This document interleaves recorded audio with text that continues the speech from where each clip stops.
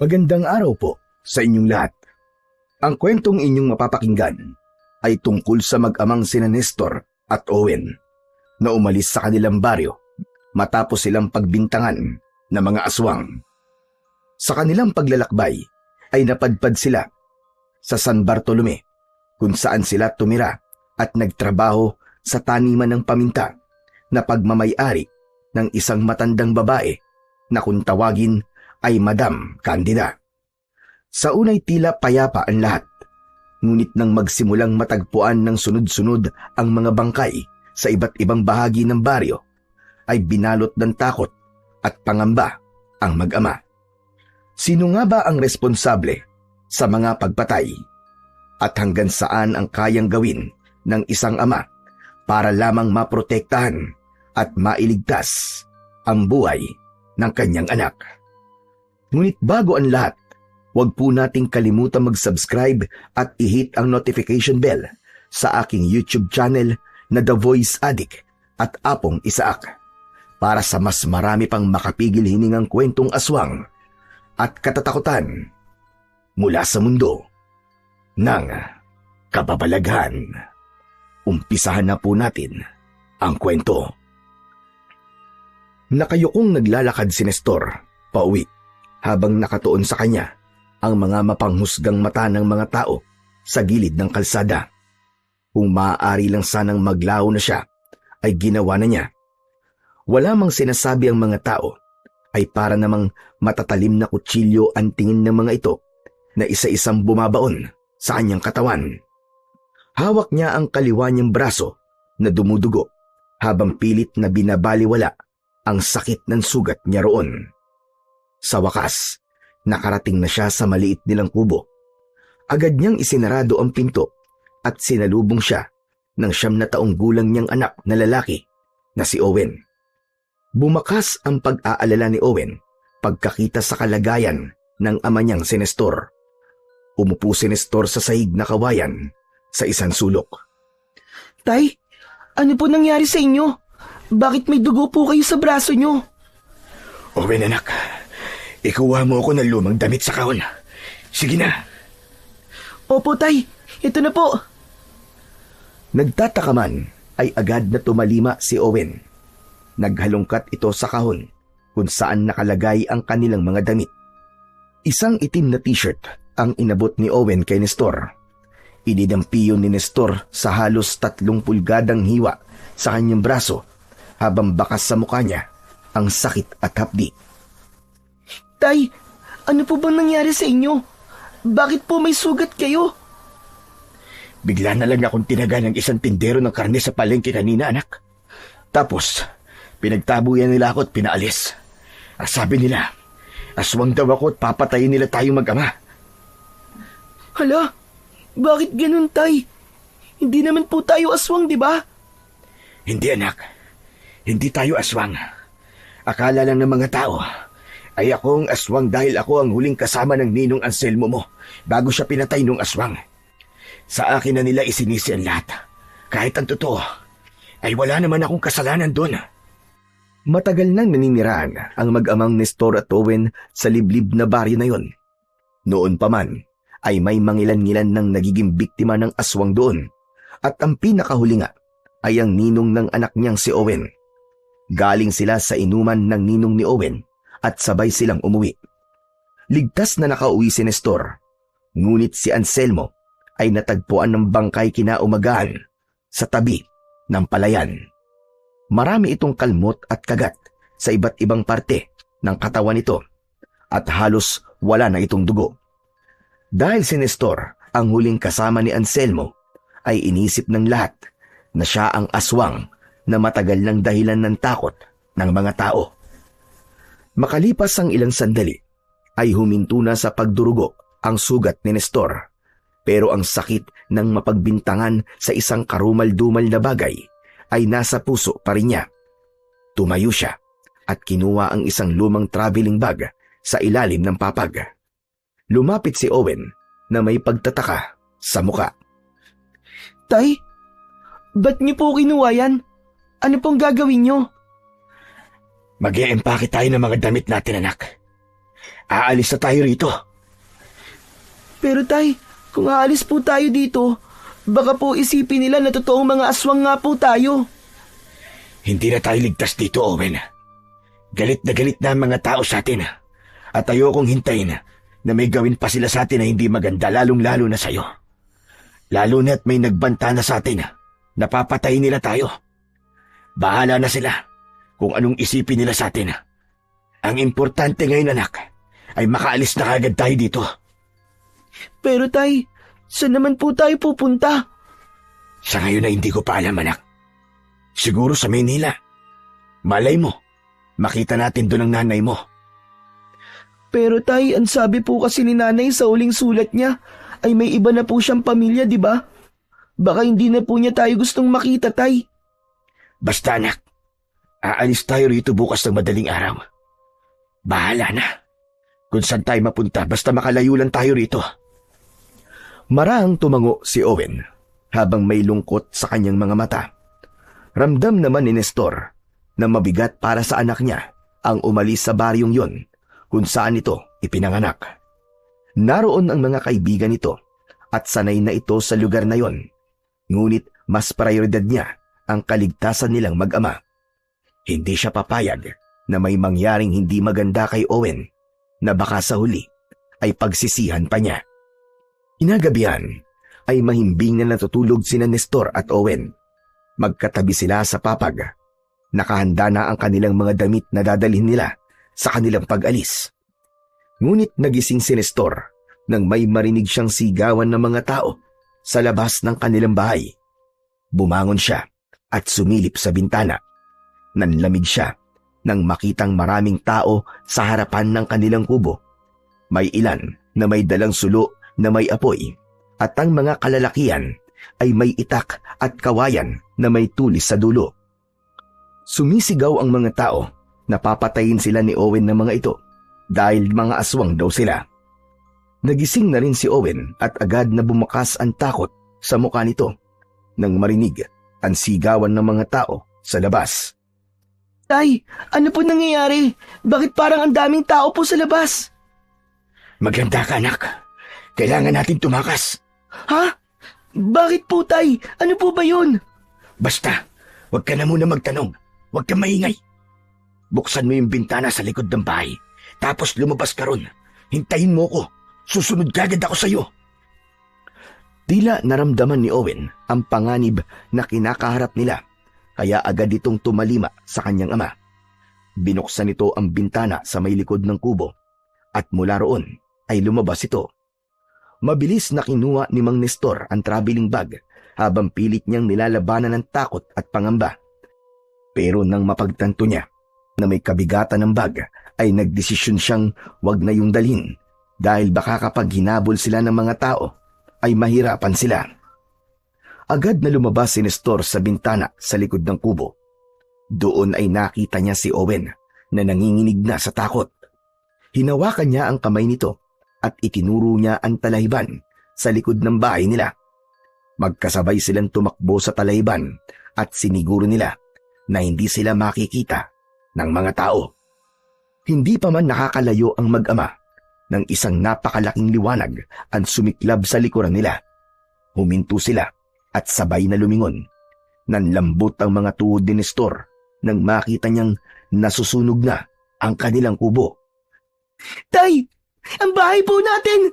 Nasusunog! Hayaan mo na, anak, huwag mo nang tignan. Ang importante ay buhay tayo. Kung hindi kagad tayo nakaalis doon, ay malamang kasama tayong masusunog. Tara na, baka malaman nila na nandito tayo. Huwag natin sayangin ang pagkakataon na ibinigay sa atin ng Panginoon na buhay pa tayo. Mabigat ang mga hakbang na naglakad sina Nestor at Owen. Ang totoo ay nanghihina na si Mang Nestor dahil sa pagkasunog ng kanilang bahay. Napakaraming alaala ang meron yun. Ngunit hindi na lang niya ipinaramdam kay Owen ang panghihina niya dahil alam niya na kailangan niyang maging matatag para sa kanyang nag-iisang anak. Tirik na ang araw, ngunit patuloy pa rin naglalakad sina Nestor at Owen sa gilid ng kalsada. May ilang sasakyan na dumadaan at sinubukan nilang parahin ni Nestor. para makasakay sila, pero kahit isa ay walang huminto para sila ay tulungan. Wala silang kahit na anong dala, maliban na lamang sa suot nilang damit. Sa labis na pagmamadali nila ay wala rin silang sapin sa paa. Wala silang nakikitang kabahayan, puro mga talahiban at kasukalan ang nasa magkabilaang gilid ng kalsada. Tay, nagugutom na po ako. Wala po ba tayong makakain dito? Anak, nakita mo naman puro talahiban nasa paligid natin, di ba? Hindi tayo kabayo para kumain ng damo. Hayaan mo. Sa tingin ko ay may malapit na baryo dito. Doon ay hihingi tayo ng tulong sa mga tao. Bakit po kasi iniisip ng mga tao po sa atin na aswang tayo? Porkit ikaw po ba ang kasama ni Ninong bago po siya pinatay ng aswang? Ay kayo na po kagad ang pinagbibintangan nila? Grabe naman po sila, tay. Desperado na kasi ang mga tao sa atin na malaman kung sino ang aswang. Kaya nang makakita sila ng pagkakataon na meron silang masisisi, ay sinunggaban na kagad nila yon. Pero huwag kang mag-alala, anak. May awa ang Diyos. Hindi niya tayo pababayaan. Nagpatuloy sa paglalakad ang mag-ama. Ngunit inabot na sila ng dilim, ay wala pa rin silang nakikitang kabahayan. Nanghihina na si Nestor, pero alam niyang mas matindi ang hirap ng kanyang anak. Ganun pa man, hindi niya na narinig na nagreklamo si Owen. Tahimik ito at sa tingin niya ay wala na itong lakas para magsalita dahil sa labis na gutom, uhaw at pagod. Hanggang sa isang maliit na kubo ang nakita nila na nakatayo sa gilid ng kalsada. Owen, tignan mo, may kubo. May mahihinga na tayo ng tulong. Kahit papano, ay nakakita si Nestor ng konting pag-asa na makakakain na sila. Lumapit sila sa kubo at napansin nilang nakabukas ang pinto nun. Tao po! Tao po! Wala silang sagot na nakuha. Tay, parang wala pong tao. Pero tignan niyo po, may pagkain po sa loob oh. Kunin natin yun habang wala pa po yung nakatira dito. Hindi pwede, anak. Pag nanakaw yung naiisip mo eh. Hintayin na lang natin yung nakatira rito at baka paparating na rin siya. Pero tay, gutom na po talaga ako eh. Kahit tubig lang po sana. Nahahabag na tinignan ni Nestor si Owen. Tuyong-tuyo na ang labi ng kanyang anak at naisip niya na baka kung hindi ito makakainom ng tubig ay kung ano pa ang mangyari ditong hindi maganda. O sige, pero iinom lang tayo ng tubig ha. Hindi natin gagalawin yung pagkain. Nakangiting tumango si Owen. Pumasok na silang dalawa sa kubo. Meron doon banga at nang buksan yun ni Nestor ay nakita niya na puno yun ng tubig. Kumuha siya ng baso at sumalok ng tubig sa banga. Ibinigay niya yun kay Owen. Matapos uminom ni Owen ay si Nestor naman ang uminom. Naglakad na sila palabas ng kubo pero nagulat sila nang paglabas nila ay sinalubong sila ng isang matandang lalaki na ilang di pa lang ang layo sa kanila. May hawak itong itak habang nanlilisik ang mga mata nito. Mga magnanakaw! Kayo palang nagnanakaw sa kubo ko ha! Sa wakas, nahuli ko rin kayo! Teka tatang, nagkakamali po kayo. Hindi po kami mga magnanakaw. Nakikiinom lang po kami ng tubig. Galit na tumakbo ang matandang lalaki palapit kina Nestor habang nakataas ang itak sa ere. Agad na kinarga ni Nestor si Owen at mabilis silang tumakbo sa kasukalan sa likod ng kubo. Bumalik kayo rito, mga magnanakaw! Puputulin ko mga kamay ninyo! Naramdaman ni Nestor ang mahigpit na pagyakap ni Owen sa kanya. Hindi na siya lumingon at patuloy lang siya sa pagtakbo. Hindi na rin niya inalintana ang pagtusok ng mga matutulis na mga bato at sanga sa kanyang talampakan dahil ang tanging nasa isip niya ay ang makalayo sila sa matandang lalaki. Makalipas ang ilang minutong pagtakbo ay huminto muna si Nestor. Kahit paano ay nakahinga siya ng maluwag nang malaman na wala na sa likuran nila ang matandang lalaki. Maingat niyang ibinaba si Owen at doon niya nalaman na umiiyak ito. Tahan na anak, malayo na tayo sa kanya. Wala na siya. Akala ko po talaga, Tay. Mamamatay na po tayo kanina. Ano ka ba, anak? Hindi ko hahayaang mangyari yon. Hindi ba nangako ko sa'yo? Nagagawin ko ang lahat para walang masamang mangyari sa'yo. Kung hindi ko po sana pinilit na pumasok po tayo sa kubo, ay hindi magagalit yung matanda sa atin. Kasalanan ko po ang lahat, Tay. Wala kang kasalanan, Owen. Hindi natin alam na ganun pala ang mangyayari. Magpasalamat na lang tayo sa Diyos na buhay pa tayo ngayon at hindi tayo nasaktan. Tara na, maglakad na ulit tayo. Sana ay may mahanap na tayo na pwede natin tulugan ngayong gabi. Tinapik ni Nestor ang braso ni Owen at ngumiti siya rito. Sisigok-sigok na sumabay si Owen sa paglalakad sa kanyang ama. Tinahak nila ang kasukalan habang umaasa na wala ng masamang bagay na mangyayari sa kanila. Makalipas ang ilang oras na paglalakad, ay tuluyan ng nakalabas sina Nestor at Owen sa kasukalan. Sumalubong sa kanila ang isang malawak na taniman. Dahil madilim, ay hindi alam ni Nestor kung ano ang mga halamang nakatanim doon. Hanggang sa muli silang nakakita ng isang kubo na sira-sira. Butas ang dingding doon na gawa sa sawali. Isang baitang na lang ang meron sa hagdan ng kubo at base sa pag-oobserba ni Nestor ay wala na roong nakatira. Diyan na muna tayo magpapalipas ng gabi, Owen, para kahit papano ay may mahihigan tayo. Pero Tay, baka magalit po sa atin yung may-ari ng bahay kubo na yan, gaya ng matandang lalaki po kanina. Hindi na mangyayari yun, anak. Tignan mo ang kubo na yan. Sira-sira na. Sigurado ko na wala nang nakatira dyan. Kaya tara na, anak. Inaantok na rin ako eh. Masyadong maraming nangyari sa atin simula kahapon at kailangan nating makapagpahinga. Naunang pumasok si Nestor sa sira-sirang kubo. Ang saig nun na yari sa kawayan ay tila bibigay na. Nang sumunod si Owen ay tila may pangamba pa rin sa mga mata nito. Mag-iingat ka sa paglalakad mo, anak, ha? Mukhang hindi na matibay ang saig at baka mamaya ay lumusot ang paa mo.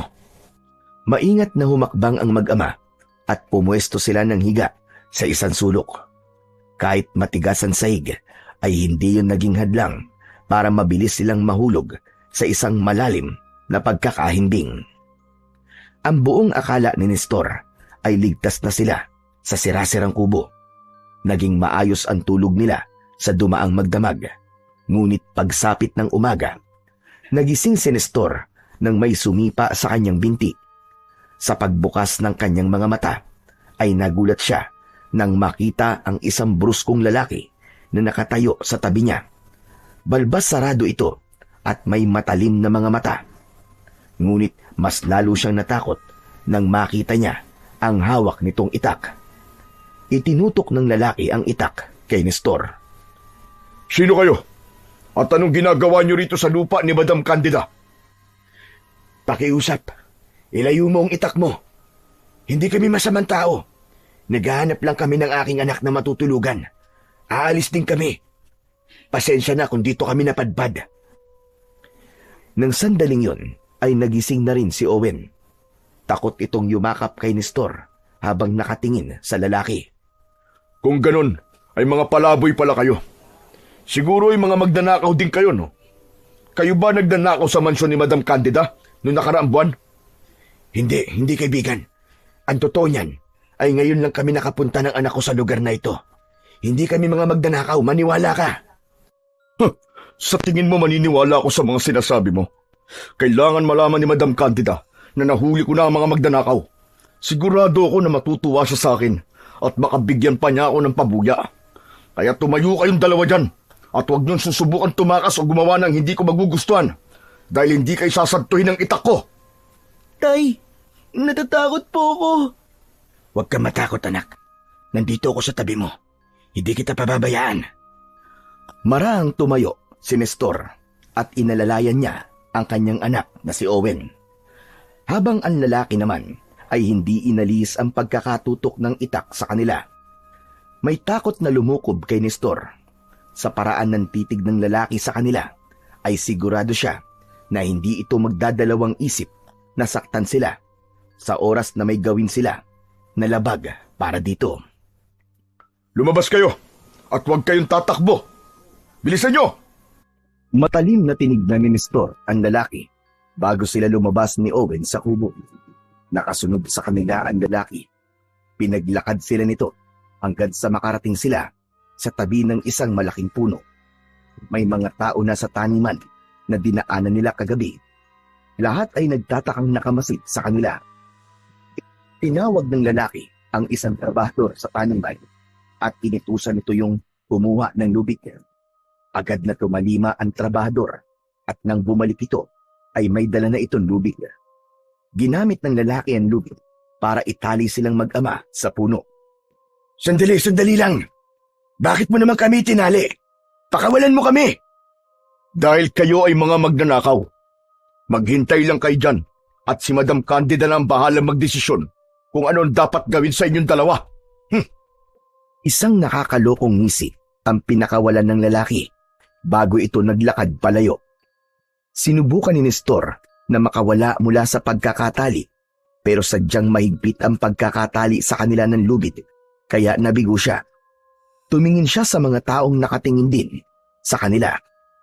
Tulungan niyo kami ng anak ko. Parang awa niyo na. Pakawalan niyo kami rito.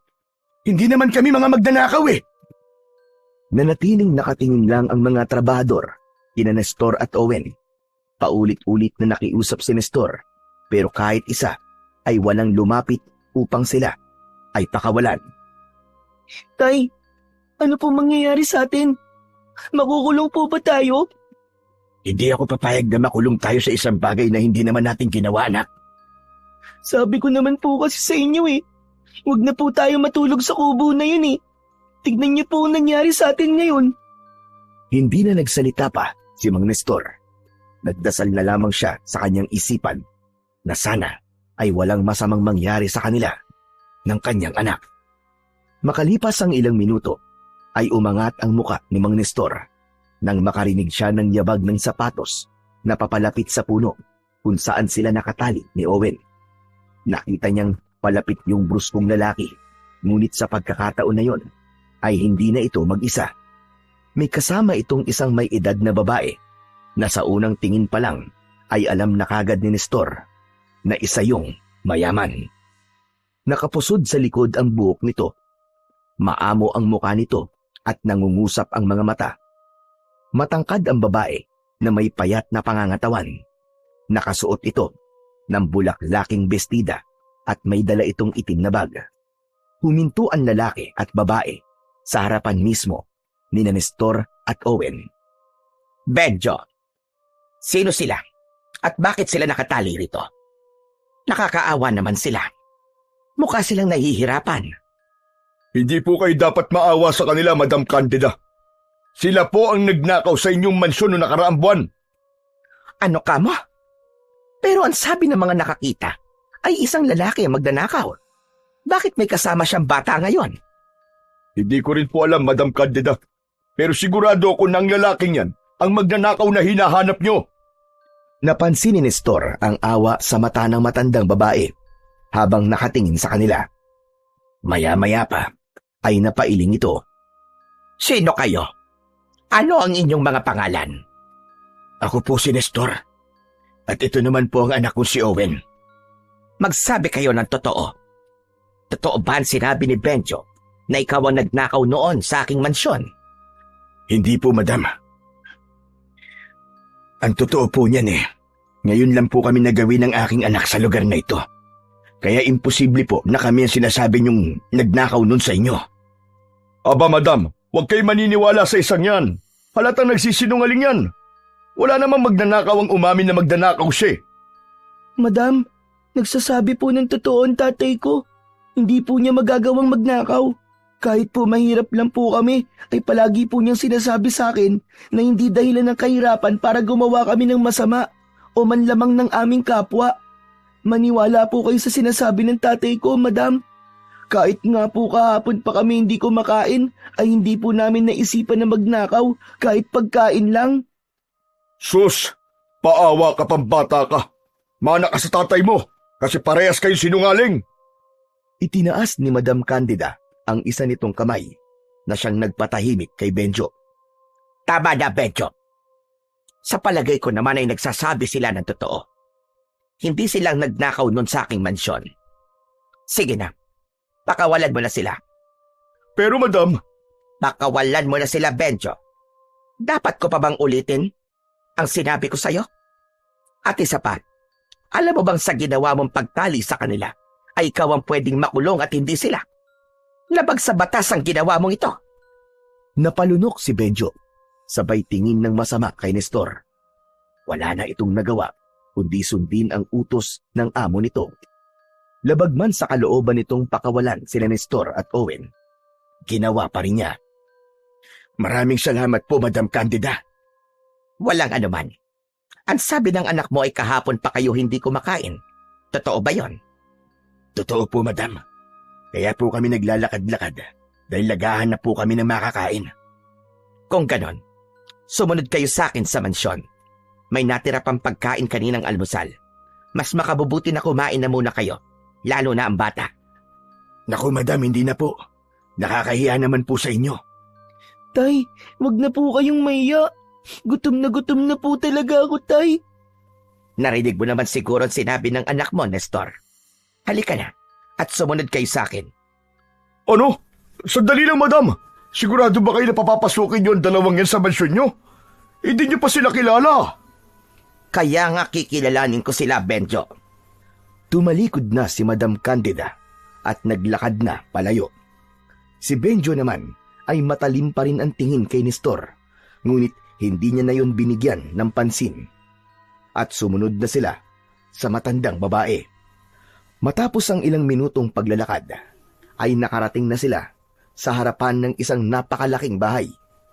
Binuksan ni Madam Candida ang malaking pinto, habang sina Nestor at Owen ay nagkaroon ng alinlangan na pumasok.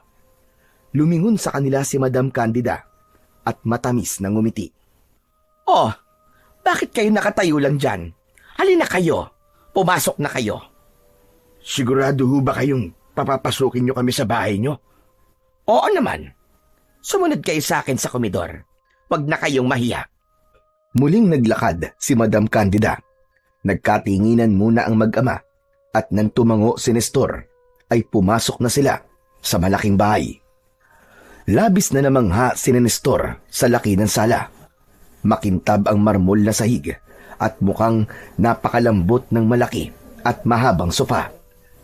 Pagpasok nila sa silid kainan, ay muling napatingin si Nestor sa paligid. Malaki ang espasyo.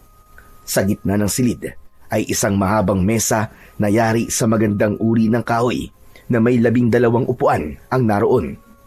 May nakalatag na puting mantel sa ibabaw na bordado ng mga bulaklak sa gilid. Sa gitna ng mesa ay may isang florera na may mga pulang rosas. Napakaganda po pala ng bahay niyo, Madam. Salamat. Minana ko pa ito sa mga magulang ko. Hindi na ako nag-asawa, kaya ako lang ang natira rito. Umupo muna kayo. Magpapahanda ko ng pagkain niyo. Tumango si Nestor at inalalayan si Owen papunta sa isa sa mga upuan. Umupo sila habang pinagmamasdan pa rin ang buong paligid. Wala siyang masabi sa laki at ganda ng bahay na kanilang kinaroroonan. Hindi nagtagal ay dumating na ang isang babaeng kasambahay at inihain na nito ang mga pagkain ni Nestor at Owen. Merong sinangag, pritong itlog, daing na bangus at isang pitsil ng orange juice. Umupo si Madam Candida sa kabisera. Sige na, kumain na kayong mag-ama. Huwag kayong mahihiya at ubusin nyo yan. Pero Madam Candida, napakarami po ng inihain nyo. Maraming salamat po. Agad na nagsimula ang mag-ama na kumain. Hindi na muna nila pinansin si Madam Candida dahil talagang gutom na sila. Ang sabi sa akin ni Benjo ay nakita niya kayo doon sa Sirang Kubo. Ano palang nangyari at napunta kayo ron? Ang totoo ay halos kilala ko ang lahat ng mga tao dito sa San Bartolome. Kaya sigurado ko na hindi kayo taga rito. Napahinto si Nestor sa pagkain at tumingin sa matandang babae. Magaan ang loob niya rito at tinulungan sila nito, kaya naisip niya na dapat lang nitong malaman ang totoo. Nang sa gayon din ay maunawaan nito kung bakit sila napadpad doon ni Owen. Mangyari pong napagbintangan po kasi kaming aswang sa baryo kung saan po kami nakatira. Nagbanta po ang mga tao na papatayin kami, kaya umalis na lang po kami ron. At bago po kami tuluyang makaalis, ay sinunog pa po nila ang aming kubo. Pero Madam Candida, hindi po totoo na mga aswang kami. Mga tao po kami. Ang sabi po ni tatay, naghahanap lang po ng masisisi ang mga tao, kaya kami po ang pinagbintangan nilang aswang. Tama ho yun. Naglakad-lakad po kami hanggang sa makarating kami ron sa sirasirang kubo. Hindi naman po namin alam na sakop po pala yun ng inyong lupain. Pasensya na po talaga. Anong klaseng mga tao magbibintang sa inyo ng ganong kabigat na akusasyon? Nakakaawa naman pala talaga kayo. Kung ganun pala, ay wala na kayong tirahan. Ganun na nga po, Madam Candida. Paano yan? Saan kayo niyan titira ngayon? Bahala na po. Ang bala ko po ay magtungo sa Maynila. Kaya lang wala akong nadalang gamit o pera nang tumakas kami ng anak ko sa kubo namin. Mas lalong tumindi ang awa sa muka ni Madam Candida. Ramdam yon ni Nestor sa paraan ng pagtingin nito sa kanila ni Owen. Masyadong magulo sa Maynila, Nestor. Mahirap ang buhay doon. Kung gusto mo, ay meron akong iaalok sa'yo. Namatay kasi ang isa kong trabahador sa taniman ng paminta. Kung gusto mo, ikaw na lang ang pumalit sa kanya. Sa inyo ko na rin ipapagamit ni Owen yung kubo na tinitirhan niya rito sa aking lupa. Nang sa gayon ay hindi nyo na problemahin ng inyong tirahan. Libre din ang pagkain ng aking mga trabahador. Kaya wala na kayong magiging problema. Ano po? Pero sobra-sobrang tulong niyo na po yan, Madam. Tutulungan mo rin naman ako dahil magtatrabaho ka sa akin. At isa pa, hindi kaya ng aking konsensya na hayaan kayong umalis sa aking bahay nang hindi nyo alam ang inyong pupuntahan, lalo na't may kasama ka pang bata. Napatingin si Nestor kay Owen nang hawakan siya nito sa kanyang braso. Tay, pumayag na po kayo sa alok ni Madam Candida para hindi na po natin problemahin ang tirahan natin. Tapos magkakaroon pa po kayo ng trabaho. Mabilis na nag-isip si Nestor. Napagtanto niya na walang kasiguraduhan kung makakarating ba sila ng Maynila, gayong kahit piso ay wala sila. Isa pa, ay hindi rin niya alam kung ano ang naghihintay sa kanila sa syudad. Kaya sa huli ay tinanggap na ni Nestor ang alok ni Madam Candida at inisip niya na yun na ang kapalit ng napakaraming hindi magagandang bagay na nangyari sa kanila ni Owen sa mga nakalipas na araw. Simula noon ay sa lupain na ni Madam Candida na nirahan sina Nestor at Owen. Gaya ng ibang trabahador ay tumira sila sa isa sa mga kubo na naroon. Binigyan din sila ng kanilang amo ng mga lumang damit para meron silang maisusot sa araw-araw. Maagang gumigising ang mag-ama para magsimulang magtrabaho sa taniman ng paminta. Si Owen ang may dala ng basket habang si Nestor naman ang namimitas. Sa kabila ng matinding sikat ng araw ay wala silang reklamo. Para kay Mang Nestor ay mas mabuti na yun kesa nandun sila sa baryong kanilang pinanggalingan. Maganda ang naging pakikitungo sa kanila ng ibang mga trabahador. May ilan pang tumulong magturo kay Nestor kung paano ang tamang paraan ng pamimitas at pagbilad. Ngunit si Benjo na siyang namamahala sa buong taniman ay iba ang pakikitungo sa mag-ama. Matalim ang tingin nito kay Nestor at palaging nakamasid sa bawat galaw niya. Kahit walang sinasabi, ramdam ni Nestor ang malamig at mabigat na presensya ni Benjo na tila ba naghahanap lang ito ng pagkakamaling magagawa niya. Isang hapon, matapos ang nakakapagod na pagtatrabaho, ay sabay na naglakad sina Nestor at Owen pauwi sa kanilang kubo. Napahinto sila nang humarang si Benjo sa kanilang daraanan. Tignan mo nga naman. Pinagnakawan niyo na nga si Madam, tapos ngayon, nagtatrabaho na kayo sa kanya? Ang bigat niyo din, no? May alam ba kayo sa pangungulam at nakuha niyo kagad ang loob niya? Hindi kami mangkukulam, Mang Benjo. Grabe naman po kayong mangusga sa amin. Owen, hindi ka dapat ganyan makipag-usap sa nakatatanda sa'yo. Makinig ka sa tatay mo, Owen. Ang bata mo pa lang pero palasagot ka na. At ikaw naman, Nestor, bakit hindi mo masagot ang sinabi ko, ha? Hindi kami mangkukulam, Benjo. Sadyang mabuti lang talaga ang puso ni Madam Candida. At nakita niya na kailangan namin ng tulong. Kaya tinulungan niya kami. At sinamantala niyo naman yung kabaitan niya. Alam niyo kung ako sa inyo? Aalis na lang ako dito sa San Bartolome. Lumayo na kayo. Kasi wala kayong lugar dito. Benjo, sa tingin ko, hindi ikaw ang magdidikta sa kung ano ang gagawin namin mag-ama. Pasensya ka na, Benjo. Pero kailangan na naming umuwi ng anak ko. Alam ko na walang magandang patutunguhan ng pag-uusap natin na to. Owen, anak, tara na. Matapos tapikin ni Nestor sa balikat si Owen, ay naglakad na sila palayo kay Benjo. Nanginginig ang katawan ni Nestor dahil sa tensyon. Dahil ang totoo ay gusto niya na itong sagutin ng pabalang kanina, pero mas pinili niya ang maging mahinahon. Sa tingin niya kasi, si Benjo ang klase ng tao na kapag kinalaban ay makikipagpisikalan. Hindi sa natatakot siya kay Benjo, pero ayaw niyang magpakita ng karasan sa harapan ng kanyang anak. Pagdating sa kubo, ay agad na nagsaing si Owen, habang si Nestor naman ay inihahanda na ang lulutuin nilang ulam.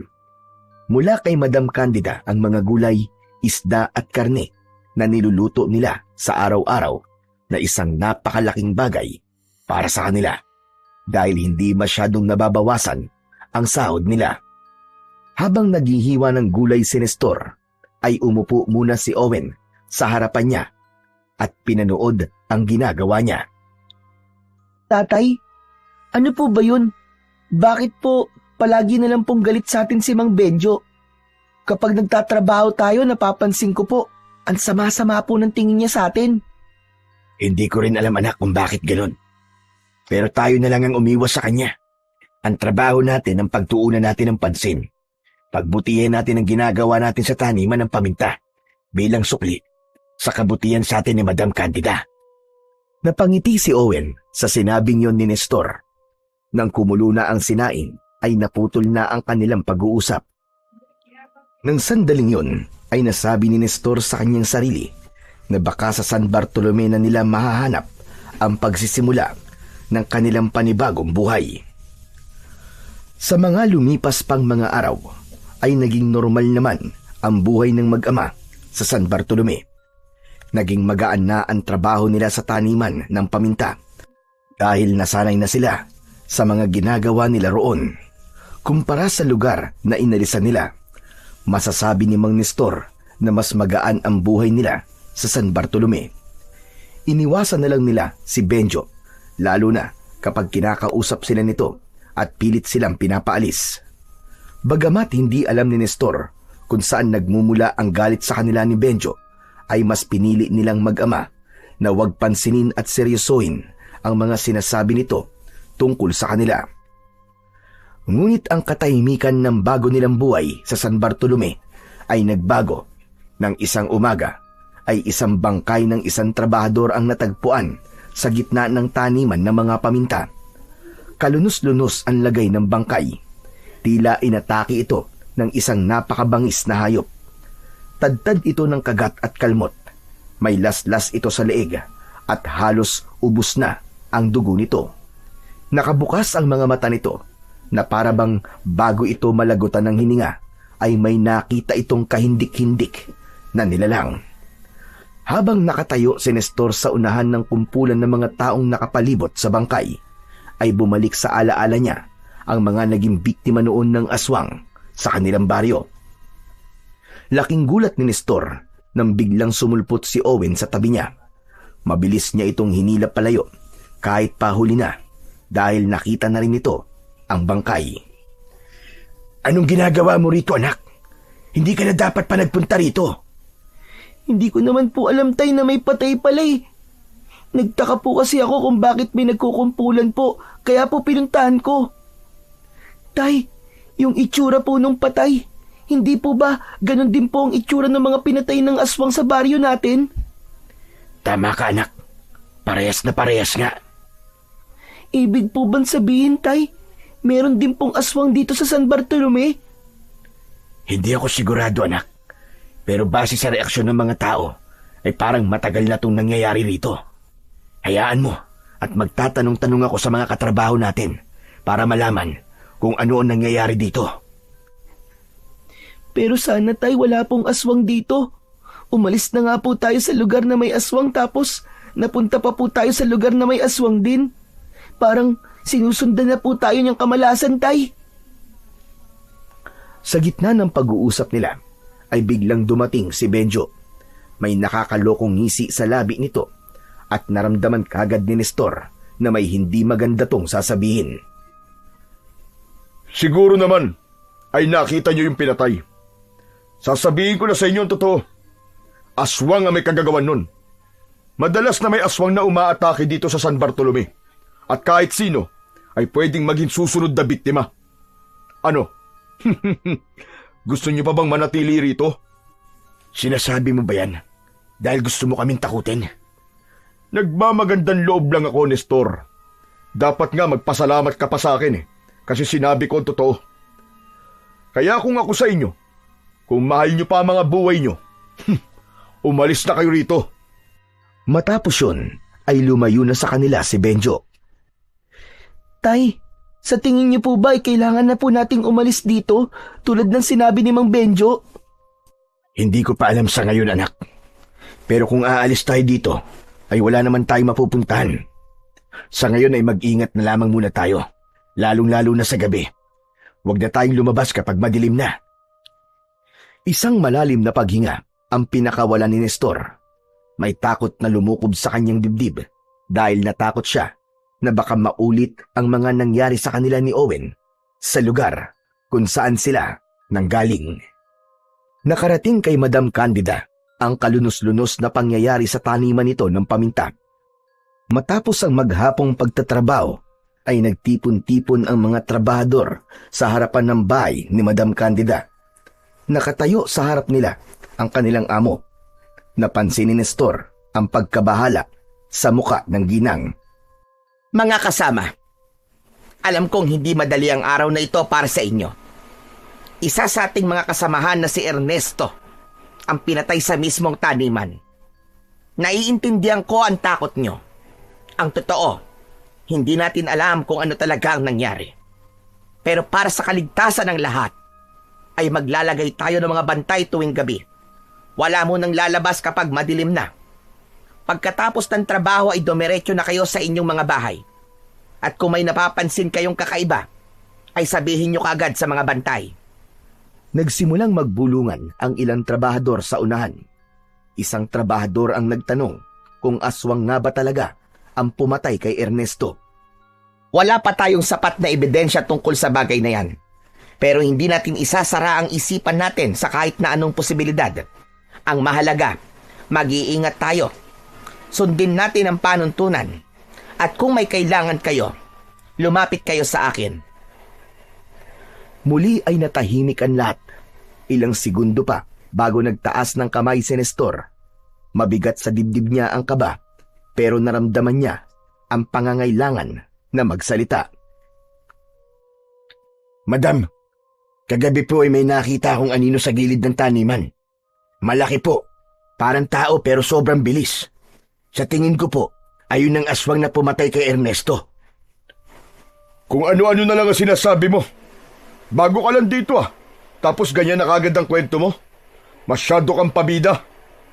Benjo, kung may nakita nga si Nestor ay makinig tayo. Mas mabuting maging mapagmatsyag kaysa maging pabaya. Pero sa ngayon ang importante ay magkaisa tayo at manatiling alerto. Magbabantay ang mga tauhan ko tuwing gabi. Protektado kayo rito. Isa-isang nag-alisan ang mga trabahador matapos ang pagpupulong. Si Nestor at Owen ay hindi pa rin umaalis sa kanilang pwesto. Pinagmasdan niya ang langit. Maliwanag pa, pero alam niyang ang tunay na panganib ay magsisimula sa oras na lumubog na ang araw. Maagang naghapunan sina Nestor at Owen. Gaya ng ginagawa nila noon sa kanilang baryo, ay nagsaboy sila ng asin sa paligid ng kanilang kubo. Sa loob ay nagsimulang lagyan ng tulis ni Nestor ang mga kawayan na nakuha niya sa kasukalan. Napahinto siya nang makita niya si Owen na pinapanood siya habang may takot sa mga mata. Natatakot ka ba, anak? Opo, Tay. Parang ganito rin po kasi tayo nung nandun pa po tayo sa dati nating bahay. Palagi po tayo nagsasaboy ng asin bago po dumilim. Pero iba pa rin dito sa San Bartolome, anak. Dahil may isang tao na nagnanais tayong protektahan. Maganda mga sinabi ni Madam Candida kanina sa pagpupulong. Kahit paano, ay makakatulog tayo na maayos. Kasi alam nating may mga nagbabantay na tauhan ni Madam Candida sa labas. Pero Tay, totoo po ba yung sinabi nyo kanina? Na may nakita po kayong aswang? Hindi ako sigurado kung aswang nga ba yun. Anino lang kasi nakita ko, anak. Hindi ko na lang sinabi sa'yo kasi alam kong matatakot ka eh. Pero huwag ka mag-alala. Napagdaanan na natin ang ganitong sitwasyon.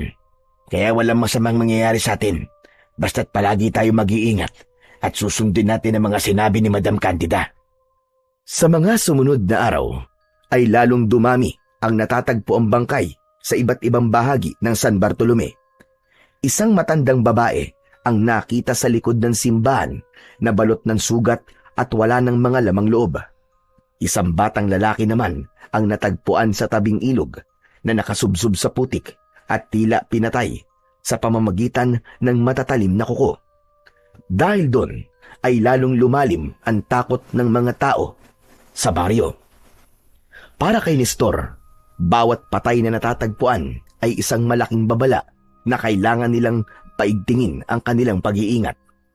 Hindi siya makatulog ng mahimbing tuwing gabi at lagi siyang nagigising sa bawat kaluskos sa labas ng kanilang kubo. Ang dating pag-asa na dala ng panibagong simula sa San Bartolome ay unti-unting napalitan ng takot at pangamba. Isang araw, walang pasok sa taniman ng paminta sina Nestor at Owen dahil araw yon ng kanilang pahinga. Nang napansin ni Nestor na paubos na ang kanilang panggatong, ay nilapitan niya si Owen na abala sa paghuhugas ng pinagkainan nila kaninang almusal. Anak, pupunta lang ako sa kakahuyan ha. Maubos na pala ang panggatong natin eh. Sige po, Tay. Mag-iingat po kayo Ay, Tay, pwede po ba akong makipaglaro sa mga bata sa labas ng taniman pagkatapos ko po dito sa ginagawa ko? Oo naman, walang problema. Basta't huwag kang makikipag-away ha. Opo, Tay. Matapos yun, ay kinuha na ni Nestor ang itak at isang sako, saka siya naglakad patungo sa kakahuyan. Habang naghahanap ng panggatong, ay hindi na iwasan ni Nestor na maisip ang mga pagpatay ng aswang na nangyayari sa San Bartolome. Kung ikukumpara ang mga pangyayari roon sa nangyari sa pinanggalingan nilang lugar, ay masasabi niya na mas malala ang sa San Bartolome. Dapat na ba kaming umalis dito ni Owen? Pero kung aalis naman kami, saan kami pupunta? Sana talaga ay mahuli ng aswang na yon para maging tahimik na sa lugar na ito. Sa gitna ng kanyang paghahanap ng panggatong ay natigilan siya nang makarinig siya ng kaluskos sa unahan. Agad niyang inihanda ang sarili at hinigpitan niya ang pagkakahawak niya sa itak. Ngunit agad din niya yung ibinaba nang makita niya si Madam Candida na naglalakad patungo sa direksyon niya. May hinihila itong maliit na baboy ramo habang nakasampay sa balikat nito ang isang mahabang baril. O, Nestor, anong ginagawa mo rito sa kakahuyan? Madam Candida, kumukuha lamang po ako ng panggatong. Mukhang mahilig po pala kayong mangaso. Oo. Ito ang libangan ko rito. Kapag naiinip ako o kaya ay stress ako, ay nangangaso ko. Sobra kasi ako nababahala sa nangyayari dito sa San Bartolome dahil sa aswang na yon. Halos gabi-gabi na yata siyang umaatake. Nakakatakot nga po, madam. Kaya palagi po kami nag-iingat ni Owen. Hindi na po kami lumalabas kapag madilim na. Mabuti ang ganyan. Dapat ay unahin nyo ang inyong kaligtasan, lalo na ang anak mo.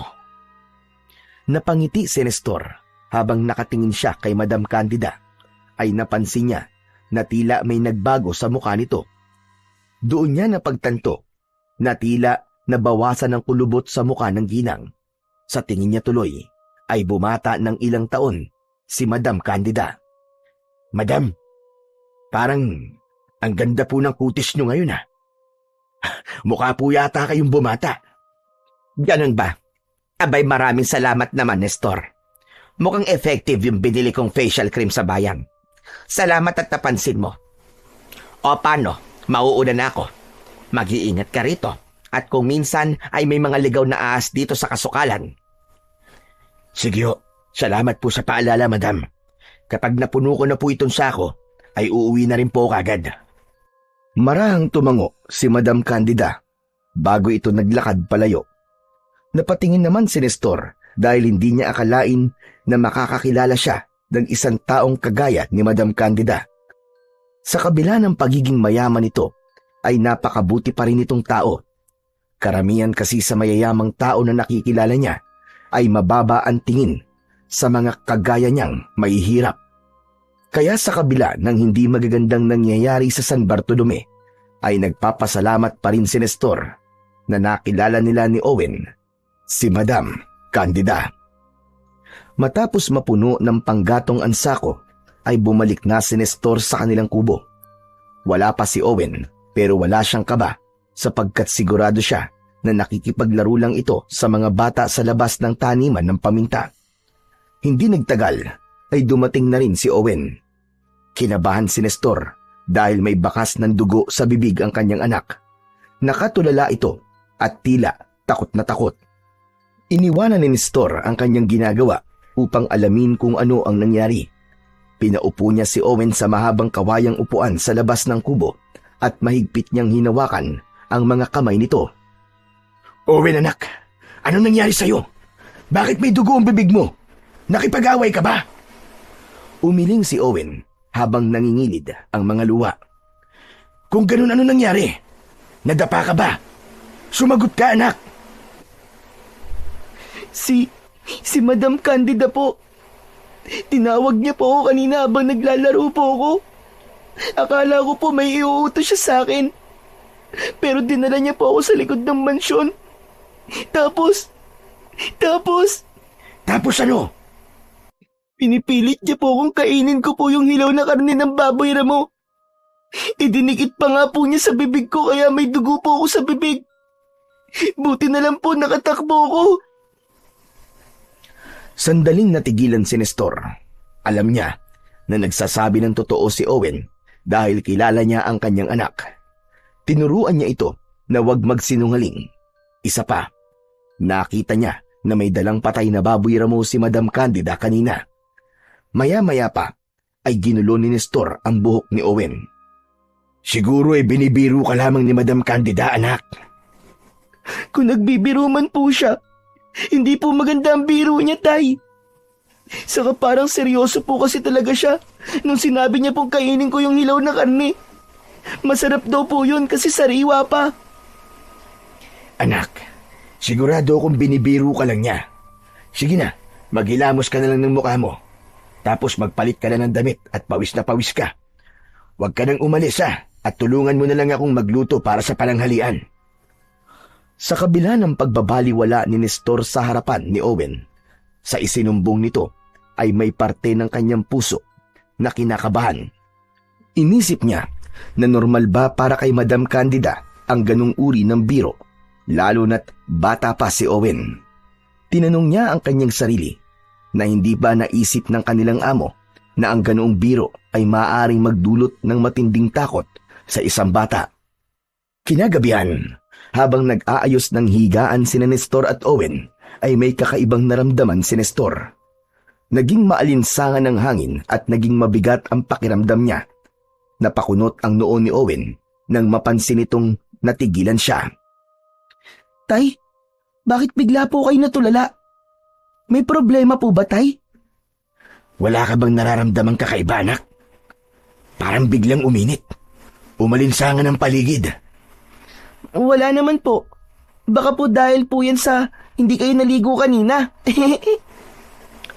Naputol ang pagtawa ni Owen nang may narinig silang kaluskos sa silong. Tila may tao na gumagapang dun. Agad na kinuha ni Nestor ang itak. Naalerto siya at ang unang pumasok sa isip niya ay may aswang sa silong ng kanilang kubo. Owen, dito ka lang sa loob ha. Kahit anong mangyari ay wag na wag kang lalabas. Ha? Bakit po? Ano po ba nangyayari, Tay? Ano po yun? Basta, sundin mo na lang ako. Dinampot ni Nestor ang lampara. May kaba sa dibdib na lumabas siya at yumuko. Tinanglawan niya ang silong at nang hilakbot siya nang makita niya ang isang napakalaking baboy ramo sa ilalim ng kanilang silong. Pulang-pula ang mga mata nun at walang tigil ang pag-agos ng malapot nitong laway sa gilid ng bibig. Alam kong hindi ka baboy ramo. Alam kong aswang ka. Umalis ka dito dahil kung hindi, tatagpasin ko ang leg mo. Galit na umangil ang baboy habang nakatingin kay Nestor. Biglang humangin ng malakas at namatay ang sindi ng lampara. Mabilis na tumayo si Nestor at tinawag niya si Owen upang kunin ang posporo. Tumalima kagad si Owen at nang maibigay nito ang posporo ay sinindihan niya kagad ang lampara. Nang muli niyang tanglawan ang silong ay wala na roon ang malaking baboy. Tumayo si Nestor. Luminga siya sa paligid. Ramdam niya na nasa kung saan lang ang baboy na kanina ay nasa silong, habang si Owen naman ay nakatayo sa may pintuan at bakas ang takot sa muka. Tay, ano po ba yung nakita niyo sa silong? Isang malaking itim na baboy, anak. Pero sigurado ko na aswang yun. Pagtingin ni Nestor kay Owen ay nanlaki ang mga mata niya dahil sa isang nilalang na unti-unting lumalapit sa likod nito. Isa yung nakakatakot na nilalang na may malahalimaw na muka. Meron yung mahahabang buhok na kulay puti. Matutulis ang mga kuko at may mga ngipin na sa unang tingin pa lang ay alam niyang kayang pumunit ng laman. Sigurado siya na yun ay isang aswang. Kung paano yun nakapasok sa kanilang bahay ay wala siyang kaalam-alam. Owen! Sa likod mo, anak! Bago pa man makalingon si Owen ay dinakma na ng aswang ang braso nito. Niyakap ng aswang si Owen mula sa likod at tumalon palabas ng bahay. Tatakbo sana ang aswang palayo, ngunit mabilis na humarang rito si Nestor. Kinalimutan na niya ang takot at ang tanging nasa isip niya ay ang mailigtas ang kanyang anak. Bitiwan mo ang anak ko, hayop ka! Bitiwan mo siya! Huwag kang mag-alala. Hindi ko papatayin ang batang ito. May mas maganda akong plano para sa kanya. Tatay, tulungan niyo po ako, Tay! Tulungan niyo po ako! Pakawalan mo siya! Hindi mo siya pwedeng kunin! Malakas na tumawa ang aswang. Nagbigay yun ng kilabot kay Nestor. Inipon niya ang lahat ng lakas ng loob niya sabay sugod sa aswang. Ngunit mataas itong tumalon at sa isang kisap mata ay nasa bubong na ito ng kubo. Tumalon ng aswang sa kabilang panig ng kubo. Mabilis na nagtungo roon si Nestor, ngunit labi siya ng lumo nang hindi niya na nakita ang aswang at si Owen. Owen! Anak! Nasaan ka? Hayop kang aswang ka! Ibalik mo ang anak ko! Halos mabaliw na si Nestor sa pagtawag sa kanyang anak. Hindi niya magawang umiyak dahil pakiramdam niya ay bangungot lamang ang lahat. Sinubukan niyang hanapin si Owen at ang aswang sa paligid. Sinikap niyang sundan ang mga bakas ng paa sa lupa, pero bigo siyang makita kung nasan ang kanyang anak.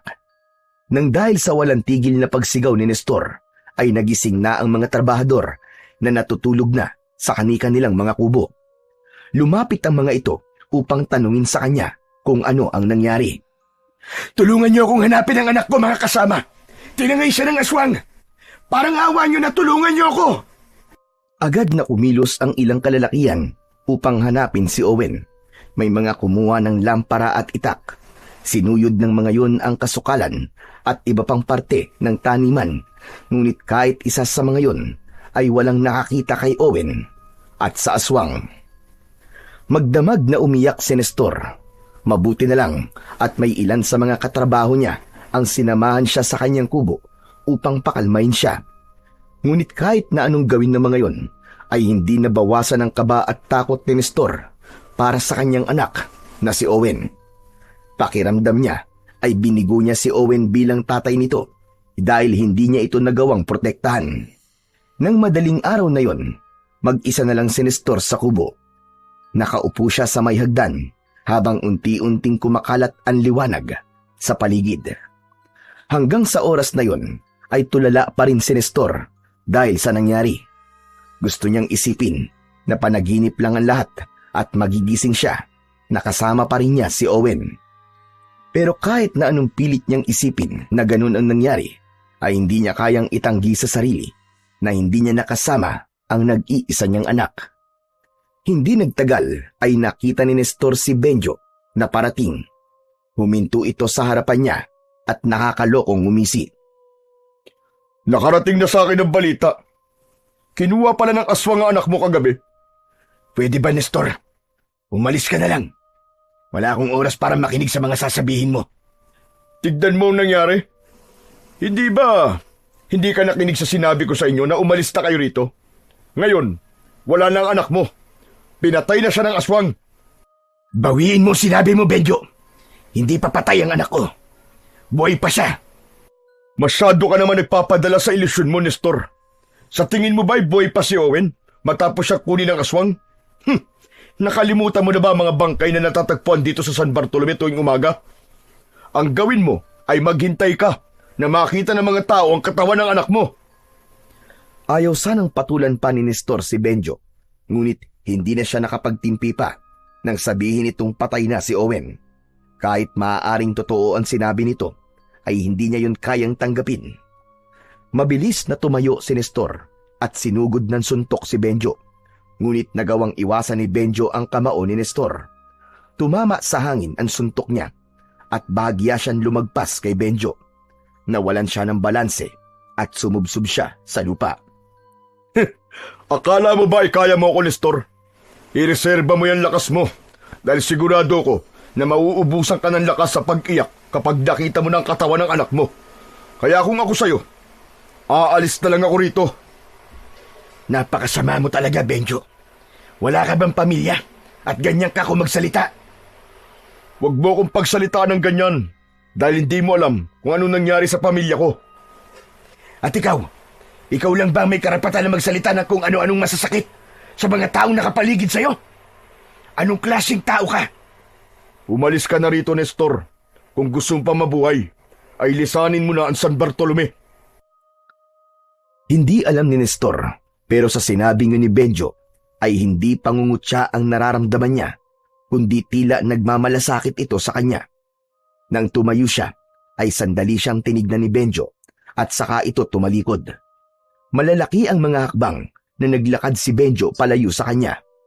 Naiwan si Nestor na nagtataka kung bakit may pakiramdam siya na may alam si Benjo sa nangyayari sa San Bartolome.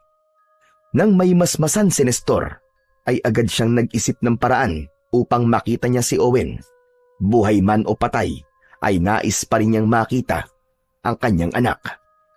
Agad siyang nagtungo sa mansyon ni Madam Candida. Isa sa mga kasambahay nito ang humarap sa kanya at anito ay nasa silid pa si Madam Candida at susubukan daw nitong pababain ang ginang. Kinakabahang naghintay si Nestor sa sala. Umupo siya sa malambot na sofa habang magkasalikop ang mga kamay.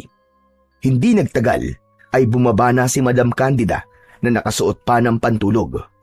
Umupo ito sa pang-isahang upuan sa kaliwa ni Nestor. Nestor, ano't naparito ka ng ganito kaaga? At bakit namamagang yung mga mata? Yan ba ay dahil hindi ka nakatulog o galing ka sa pag-iyak? Madam, nandito po ako para humingi po ng tulong sa inyo. Alam ko po na marami na kayong naitulong sa amin ng aking anak. Pero hayaan niyo po kung muling humingi ng tulong sa inyo. Nakikiusap po ako, Madam Candida. Sandali lang, Nestor. Kinakabahan naman ako sa sinasabi mo. Anong tulong ba ang kailangan mo? Sabihin mo at kung kaya ko, ay ibibigay ko kagad sa'yo. Inatake po ng aswang ang aming kubo kagabi. Pinangay po ng aswang si Owen, madam. Hihingi po sana ako ng tulong sa inyo na hanapin ang aking anak. Malakas po ang pakiramdam ko na buhay pa siya hanggang ngayon. Parang awa niyo na po. Tulungan niyo po kung maibalik sa akin ang aking anak. Napasinghap si Madam Candida. Sa gulat nito ay naitakip nito ang isang kamay sa bibig.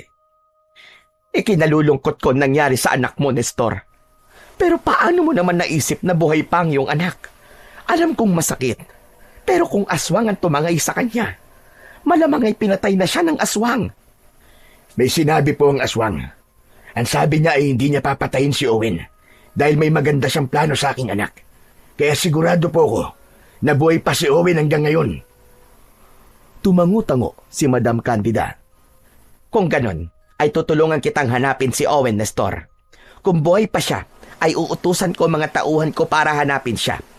Hindi ko sila patitigilin hanggat hindi na ibabalik sa iyo ang iyong anak. Sa labis na tuwa ni Nestor, ay lumuhod siya sa harapan ni Madam Candida. Niyakap niya ang binti nito at muli siyang napaiyak. Maraming salamat po, madam. Talagang napakabait niyo po.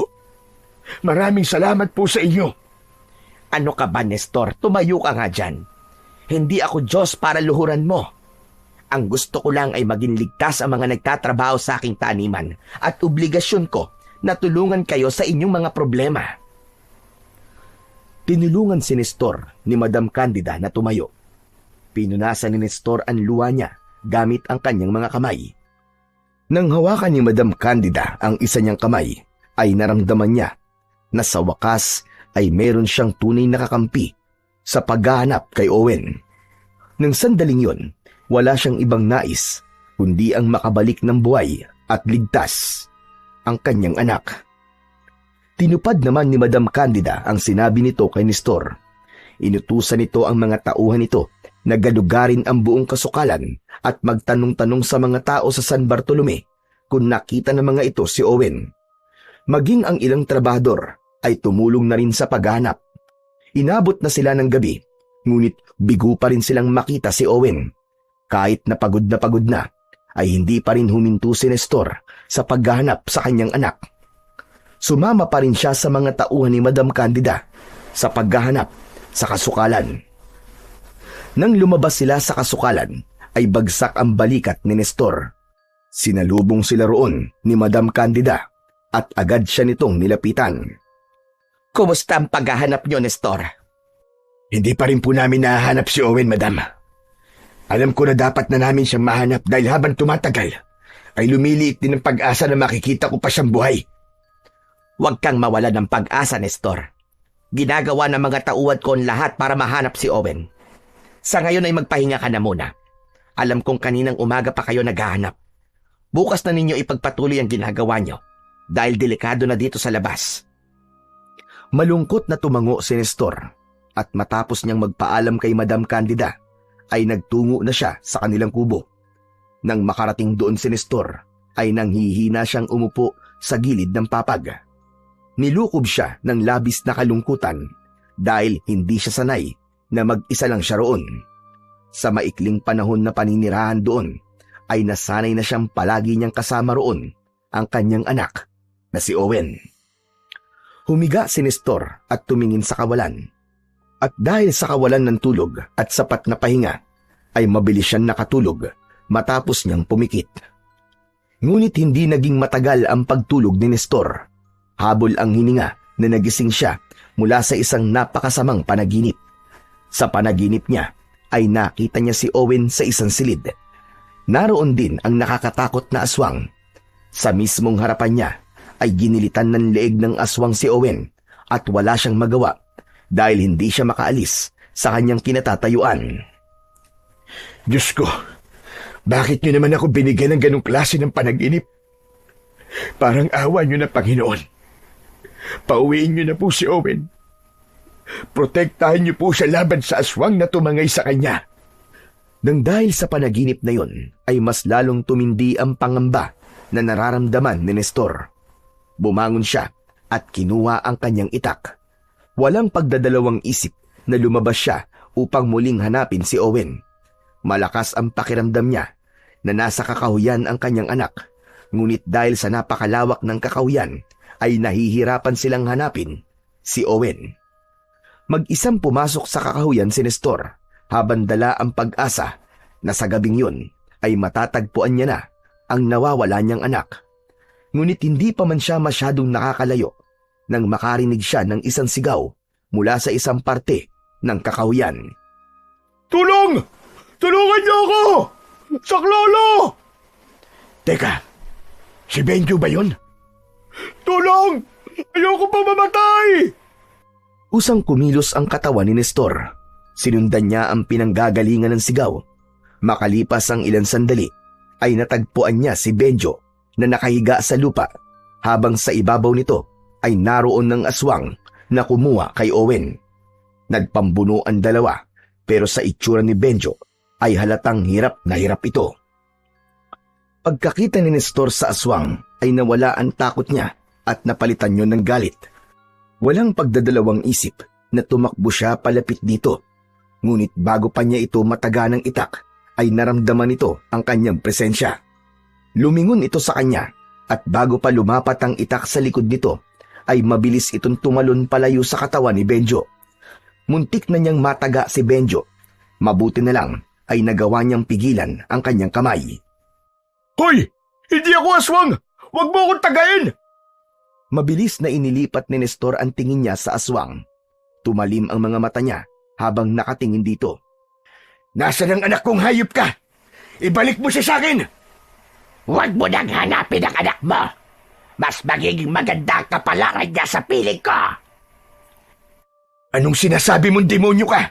Anong gagawin mo sa anak ko? Hindi mo na kailangang malaman. Kaya simula ngayon, tanggapin mo na lang na wala na ang anak mo. Walang hiya ka! Ibalik mo si Owen! Ibalik mo ang anak ko! Walang pag-aalinlangan na sinugod ni Nestor ang aswang. Itinaas niya ang itak, pero bago pa tumama ang talim nito, ay gumapang ang mahabang buhok ng aswang papunta sa kanya. Pumulupot ang buhok ng aswang sa braso niya. Paigpit yun ng paigpit, kaya napasigaw siya at nabitiwan niya ang itak. Itinaas siya ng buhok ng aswang at itinapon siya nito. Mabilis na lumapit ang aswang kay Nestor, pero bago pa siya nito masaktan, ay sinunggaban na ito ni Benjo. Pilit nitong itinulak ang aswang, ngunit walang laban ng lakas nito sa lakas ng aswang. Pumulupot din ang buhok ng aswang sa katawan ni Benjo. Itinaas din ito si Benjo at ibinalibag sa lupa. Gumapang si Nestor upang kunin ang itak. Nang makuha niya yon, ay agad siyang tumayo at muling inatake ang aswang. Pero sadyang napakabilis nitong kumilos at kahit isang beses ay hindi niya ito tinamaan. Tumulong na si Benjo sa pag-atake. Habang nakatalikod ang aswang kay Benjo, ay sinaksak nito sa braso ang aswang. Mabilis na humarap ang aswang at hinampas nito ng buhok nito si Benjo.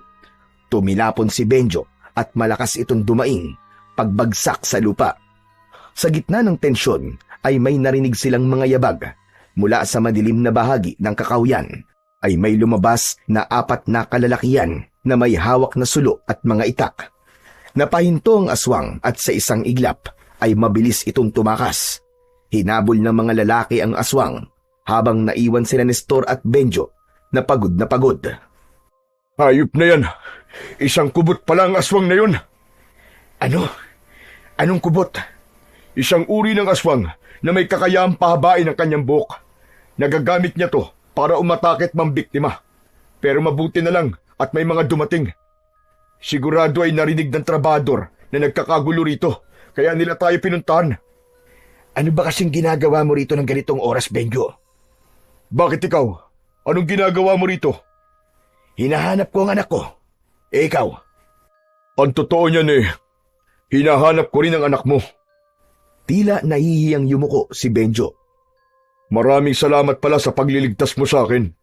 Kung hindi ka dumating kagad, malamang ay isa na ako sa naging biktima ng aswang na yon. Hindi lang ako makapaniwala. Natutulungan mo ako kahit na wala akong magandang ipinakita sa inyo ni Owen.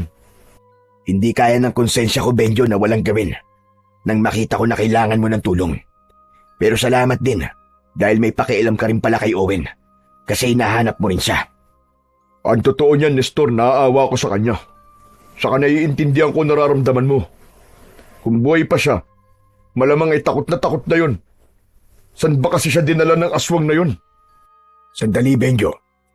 Anong ibig mong sabihin na naiintindihan mo nararamdaman ko? Naging biktima din ng aswang na yun ang pamilya ko. Inatake ng aswang ang bahay namin isang gabi at ako lang ang nakaligtas. Gusto ko ring mapatay ang aswang na yun para ipaghiganti ang ginawa niya sa pamilya ko. Kaya ako kayo pinapaalis noon ay dahil ayokong may mga dayo pang madamay sa mga pagpatay dito sa San Bartolome. Pasensya ka na nga lang talaga kasi sadyang magaspang ang aking ugali at masakit ako magsalita. Ngayon ay naiintindihan na kita.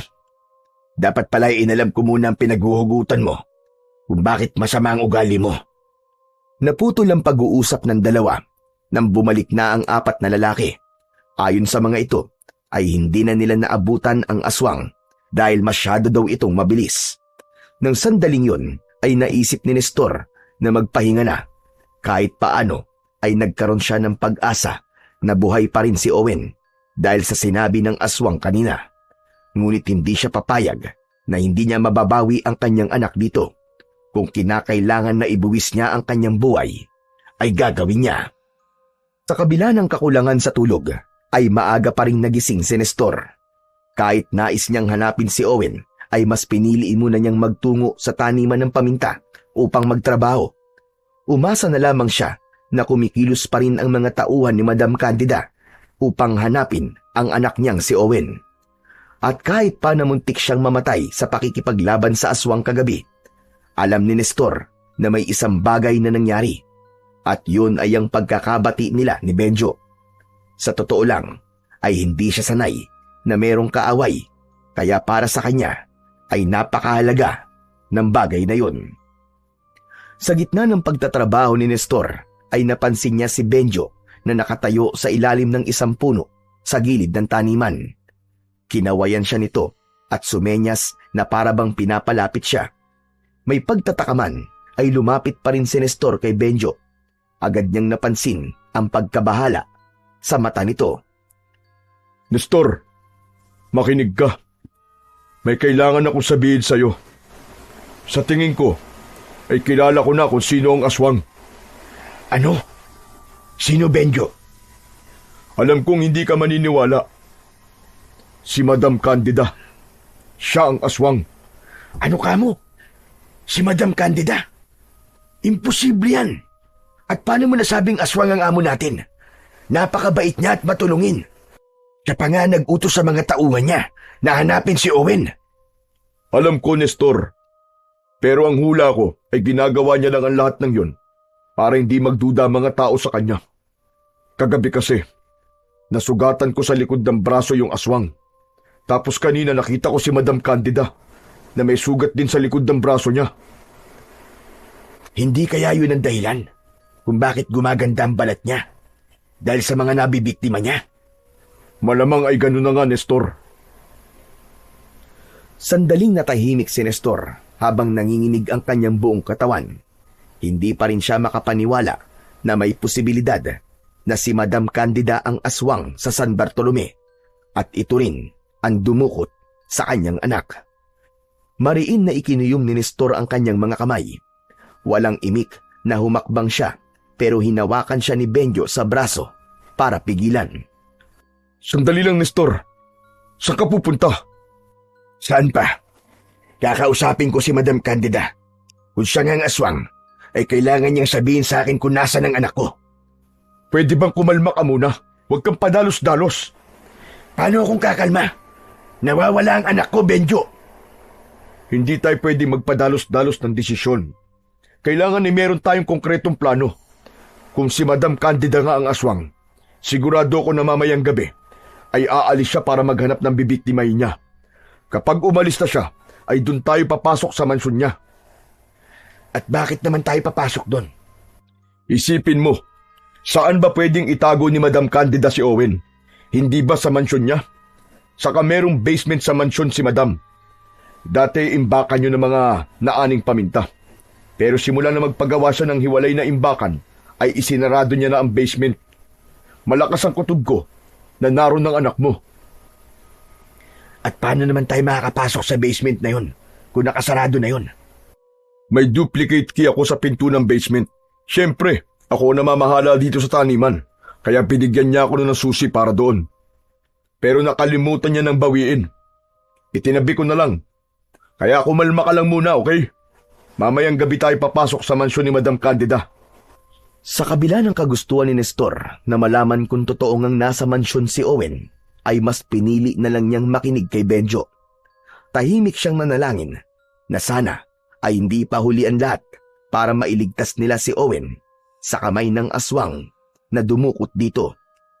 Buong maghapon na hindi nagpakita sa taniman si Madam Candida, kaya mas lalong lumalim ang hinala ni Nestor na totoo nga ang sinabi sa kanya ni Benjo. Naisip niya na baka ayaw makita ng kanilang amo ang sugat na natamo nito noong nakarang gabi. Pagsapit ng gabi ay naghanda na si Nestor. Isinabit niya sa kanyang bewang ang bagong hasa na itak. Kumuha rin siya ng isang kawayan na may matulis na dulo. Naglagay siya ng asin sa plastik at isinilid niya yon sa bulsa ng kanyang pantalon. Makalipas ang ilang sandali ay may kumatok sa pinto ng kanyang kubo. Nang buksan ni Nestor ang pinto ay bumungad sa kanya si Benjo na may dala ring itak. O ano, Nestor? Handa ka na ba? Kanina pa, Benjo. Handang-handa na. Kung ganun ay tara na. Sigurado ako natulog na mga kasambay sa mansyon. Isang malalim na paghinga ang pinakawalan ni Nestor bago siya sumama kay Benjo patungo sa mansyon. Dumaan sila sa kakahuyan at nang lumabas sila roon ay nasa likod na sila ng bahay ni Madam Candida. Gamit ang isang hagdan ay umakyat sila sa beranda ng isang silid sa ikalawang palapag. Mula roon ay matagumpay silang nakapasok sa loob ng mansyon. Madilim ang paligid, kaya sandali silang huminto upang sanayin ang mga mata nila sa dilim. Matapos yun, ay lumabas sila ng naturang silid at bumaba sa napakalaking hagdan. Maingat ang bawat hakbang nilang dalawa. Alam nila na isang maliit na ingay lang ay maaaring may magising at malaman na naroon sila. Pagdating sa ibaba, ay pumasok sila sa isang pinto na nasa ilalim ng hagdan. Isang hagdan pababa ang sumalubong sa kanilang dalawa. Naunang bumaba si Benjo habang nakasunod naman sa kanya si Nestor. Sa dulo ng hagdan ay may isang malaking pinto na yari sa makapal na uri ng bakal. Inilabas ni Benjo ang isang susi sa bulsa at gamit yon ay binuksan nito ang pinto. Marahang itinulak yun ni Benjo. Pagpasok nila ay may narinig silang kaluskos. Nang buksan ni Benjo ang ilaw, ay bumaha ang liwanag sa basement at naluwa si Nestor nang makita niya si Owen na nasa isang sulok. Nakatali ang mga kamay at paa nito. Bukod dun ay may busal pa ito sa bibig. Bumakas ang pag-asa sa mukha ni Owen nang makita nito si Nestor. Nilapitan ni Nestor si Owen. Inalis niya ang busal nito at gamit ang itak ay inalis niya ang lubid na nakatali sa mga paa at kamay nito. Tay! Buti po't nandito na po kayo! Akala ko po kinalimutan niyo na po ako eh! Hindi yun maaaring mangyari, anak. Kung alam mo lang, walang oras at araw na hindi kita iniisip. Pero Owen, totoo ba na si Madam Candida ang aswang na dumukot sa'yo? Opo, si Madam Candida po. Ang sabi niya sa akin ay gagawin niya akong kagaya niya sa paparating po na pagbilog ng buwan. Gusto niya po akong gawing aswang para magpatuloy po ang lahi niya. Walang iya siya. Napakagaling talaga niyang magpanggap. Pero huwag kang mag-alala kasi ligtas ka na, anak. Pwede bang mamaya na kayo magkwentuhan? Umalis na tayo rito at baka biglang dumating si Madam Candida. Umango si Nestor kay Benjo. Dahil sa nangihina si Owen, ay tinulungan ito ni Nestor sa pagtayo. Nang naglalakad na sila palabas ng basement, ay hindi inaasahan na dumating si Madam Candida. Nanlaki ang mga mata nito sa gulat nang makita sina Nestor at Benjo. Agad namang nagtago si Owen sa likod ni Nestor. Tay, siya po ang aswang! Si Madam Candida po ang aswang! Owen, ano bang sinasabi mo? Paano ako magiging aswang? Isa paanong ginagawa mo rito sa basement, ha? Alam mo bang abot langit na ang pag-aalala ng tatay mo sa'yo? Yung pala'y nandito ka lang. Tama na ang pagpapanggap mo, Candida. Alam na namin ang totoo. Ikaw ang aswang dito sa San Bartolome. Ikaw ang pumatay sa mga inosenteng tao rito. At ikaw rin ang pumatay sa pamilya ko, hayop ka. Napakatagal na panahon mo kaming nilinlang. Itinago mo ang kademonyoan mo sa pagpapanggap mong mabait ka. Isang malalim at mahinang pagtawa ang pinakawalan ni Madam Candida. Nawala ang kabaitan sa mukha nito at sa isang iglap ay nagbago ang anyo nito. Humaba ang buhok nito at nag-anyo itong aswang. Ibinuka nito ang mga kamay nitong may mahahabang kuko at isang nakakatakot na ngiti ang sumilay sa labi nito. Napaatras si Nestor. Mabilis niyang inilabas mula sa kaluban ng itak habang ang kawayan na may matutulis na dulo ay ibinaba niya sa sahig. Kung ganon, ay wala ng dahilan para itangki ko sa inyo ang buong katotohanan. Tama ang lahat ng inyong sinabi. Ako nga ang aswang dito sa San Bartolome. At kung inaakala nyo na mapapatay nyo ko ay nagkakamali kayo. Ang silid na ito sa ilalim ng aking mansyon, ang inyong magiging libingan. Kailanman ay hindi mananalo ang kasamaan laban sa kabutihan. Ngunit hindi sa pagkakataon na ito. Biglang sumugod ang aswang at sa isang iglap ay lumipad ang mga hibla ng buhok nito na parang latigo. Umiwas si Benjo, ngunit tinamaan ng balikat ni Nestor. Napasigaw siya at napaatras, ngunit hindi niya binitiwan ang kanyang itak. Muling sumugod si Benjo at nagawa nitong tagain ang balikat ng aswang.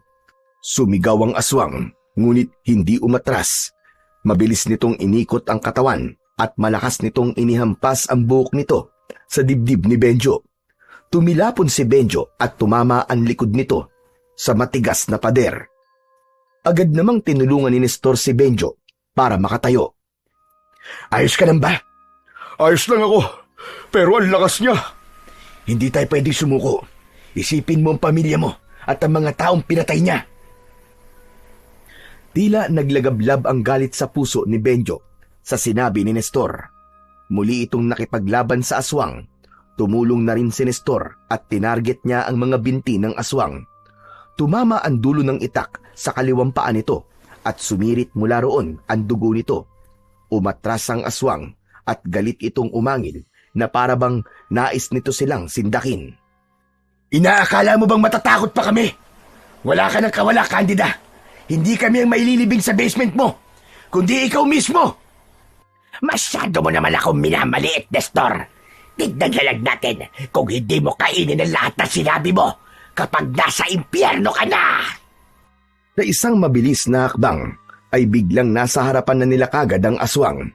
Sabay itong sinunggaban ang leeg ni Nestor at Benjo gamit ang magkabilaan nitong kamay. Naputol ang paghinga nila. Walang kahirap-hirap na inangat sila nito sa ere. Pilit silang kumakawala, ngunit parang bakal ang kamay ng aswang na nakasakal sa kanila. Sabay na nabitiwan ni Nestor at Benjo ang kanika nilang mga itak. Ngayon nyo sabihin na kaya nyo kong patayin. Ano?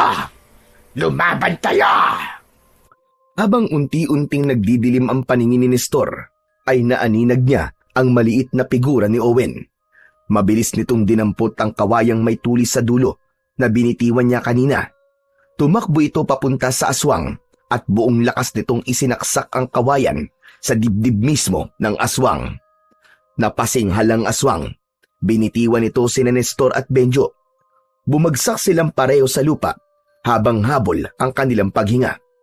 Napaatras ang aswang habang nakabaon pa rin sa dibdib nito ang matulis na kawayan. Hindi na nag-aksaya pa ng panahon si Nestor. Kinuha niya ang matalim niyang itak. Tumayo siya at sumugod sa aswang. Tinaga niya ito sa leeg at saka paulit-ulit na inundayan ng saksak ang tiyan nito. Sumugod din si Benjo at tinaga nito ang likod ng aswang nang walang tigil.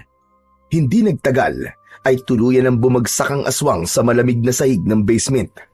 Nakadilat ang mga mata at hindi na humihinga. Hingal na hingal si Nestor nang lumapit sa kanya si Owen. Umiiyak ang bata nang mahigpit siya nitong yakapin. Tahan na, anak. Tahan na. Wala na. Patay na ang aswang. Ligtas ka na. Anak, ang galing mo. Napakatapang mo, anak. Salamat po talaga, Tay. Salamat din po sa inyo, Mang Benjo.